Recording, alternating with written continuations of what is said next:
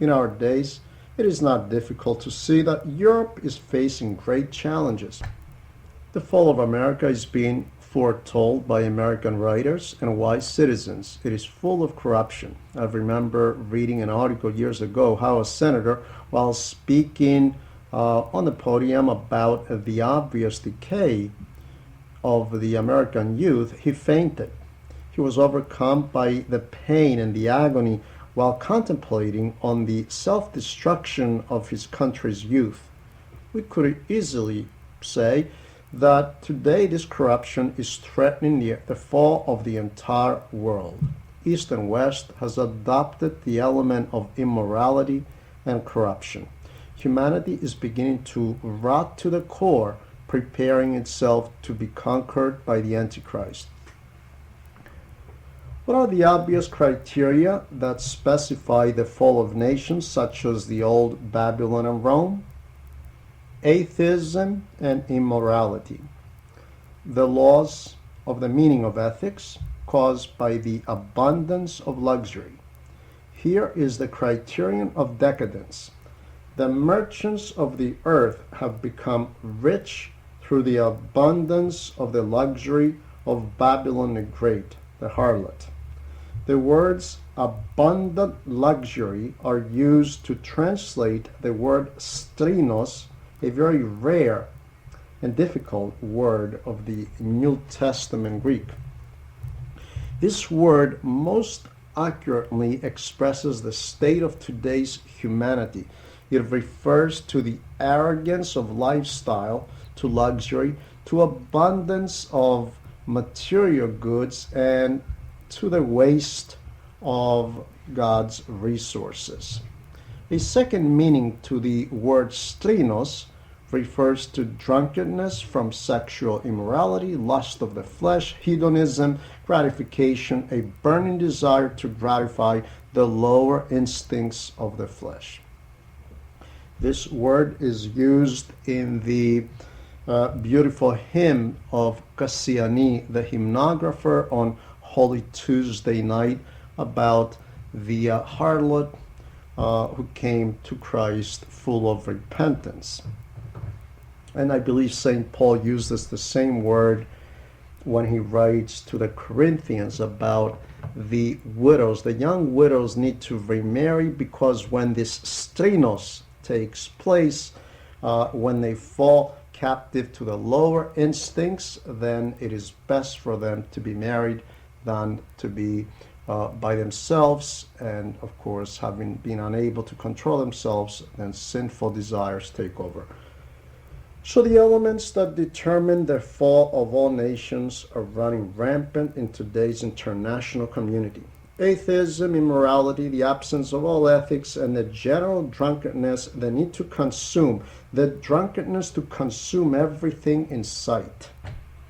The arrogant lifestyle and the craze to possess every luxury, from the latest model of luxurious automobile to vacation homes, fine cigars.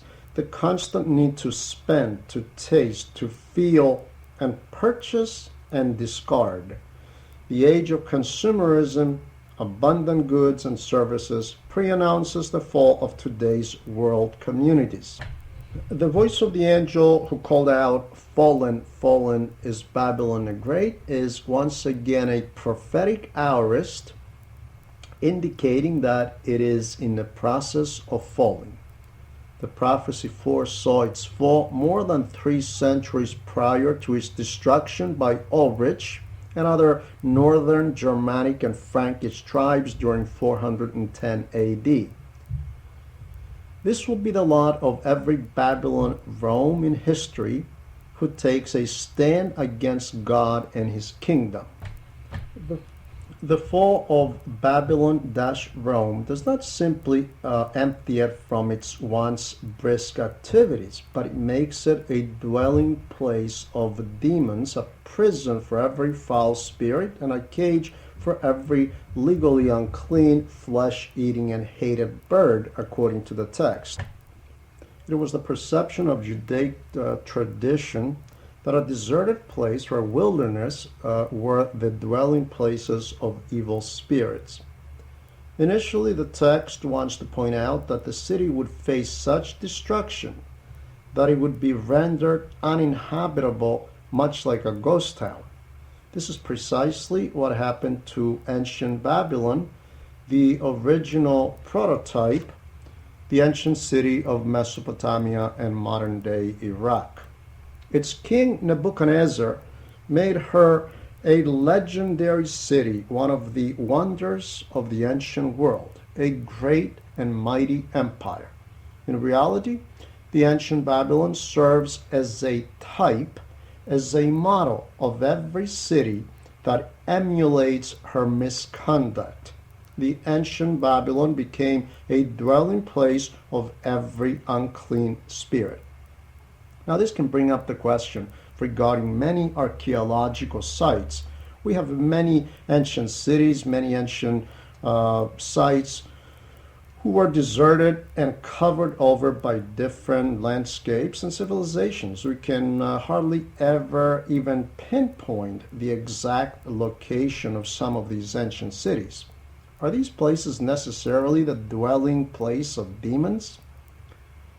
The truth is that many Christian ascetics and hermits found legions of demons nestled in their deserted castles, or if under the surface there would be temples of idolatry, or if these locations were used for orgiastic rituals of idolatry. These places of excessive orgiastic idolatrous activity bequeath certain rights of possession to the demonic spirits. This has been confirmed numerous times by our ascetics. The Desert Fathers would often venture into an abandoned castle or walls of an abandoned city, and if an ancient temple of idols was nearby, there was a plethora of demons. It is also possible for demons to dwell in a man and even in his bones after he departs this life, which is terrible. As terrifying as this may be, and perhaps unacceptable to the minds of many, it is well documented in the lives of the ascetics. An ascetic, for example, lay down in a desert to rest. It was dark, and he saw a round object which he tried to use as a pillow. He soon realized that his pillow was a human skull, and its hosts did not let him get much rest. He was informed by the skull dwellers that this skull belonged to one of their beloved servants, to one of the priests of the idols. The demons had jurisdiction over the relics of this deceased man, and they nestled inside his skull. Forced by the grace of God, they've revealed this information to the holy ascetic. Now we can get a better sense of what St. John says about Babylon being a dwelling place of demons and every unclean bird. In reality, there are no unclean birds. Crows and vultures are not unclean as they are creatures of God. This pertains to the law of the Old Testament. According to the law of Moses, these animals were considered unclean because their menu mainly consists of dead flesh and decomposed matter. They are not ontologically unclean, but canonically, according to the law of Moses. Thus, we could say that a place can become desolate after excessive activity of idolatry and licentiousness. This desolation can also be understood metaphorically, and a place can become desolate from the grace of God. For example, the Temple of Solomon after the crucifixion became desolate when the curtain of the temple was rent in two from top to bottom, and that was a clear indication that the grace of God was departing from the unbelieving Jews.